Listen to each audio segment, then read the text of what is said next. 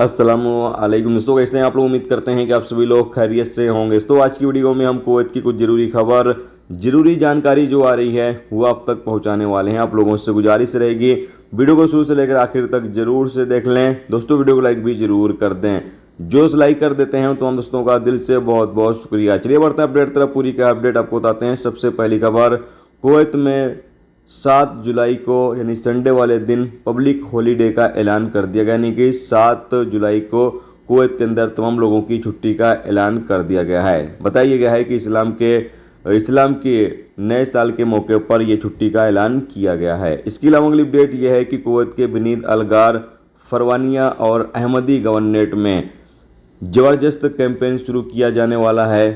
Police को खुफिया जानकारी मिली हुई है कि इन इलाकों में गैर कानूनी तरीके से ज़्यादा लोग रहते हैं, तो इसलिए कहा यह जा रहा है कि इन इलाकों में क्रैकडाउन शुरू किया जाएगा और जितने भी इलीगल तरीके से गैर मुल्की इन इलाकों में रहते हैं, इन तमाम गैर मुल्कियों को गिरफ्तार किया जाएगा। और साथ में MOI का ये भी कहना है कि बाकी कुवैत के इलाकों में भी कैंपेन जारी रहेगा, अभियान चलता रहेगा, ताकि जितने भी लोग गैर कानूनी तरीके से कुवैत के अंदर हैं या फिर गैर कानूनी तरीके से काम वगैरह कर रहे हैं, उन तमाम लोगों को कुवैत के अंदर गिरफ्तार किया जाएगा।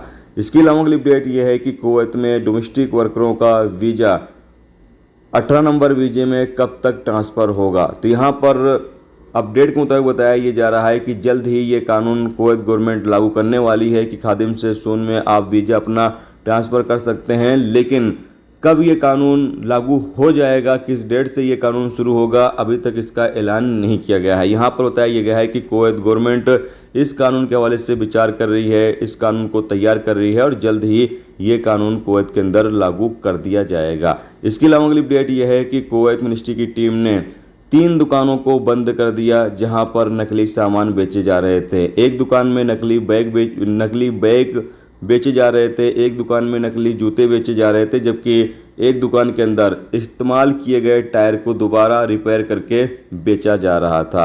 इसके अलावा अगली अपडेट यह है कि कुवैत कैबिनेट का कहना यह है कि कुवैत के अंदर किसी तरीके का कोई प्रोग्राम किया जाता है, समारोह होता है, तो उसमें कुवैत के अलावा किसी दूसरे देश के झंडे का इस्तेमाल करना या कुवैत के अलावा किसी दूसरे देश के राष्ट्रगान का इस्तेमाल करना ये मना कर दिया गया। यानी कि आप कुवैत के अंदर रहते हुए कोई किसी भी तरीके का कोई भी प्रोग्राम करते हैं, कोई समारोह करते हैं, तो उसमें सिर्फ कुवैत का ही राष्ट्रगान और कुवैत का ही झंडा इस्तेमाल किया जा सकता है। दूसरे देश के झंडे और दूसरे देश के राष्ट्रगान का इस्तेमाल करने पर रोक लगा दिया गया है।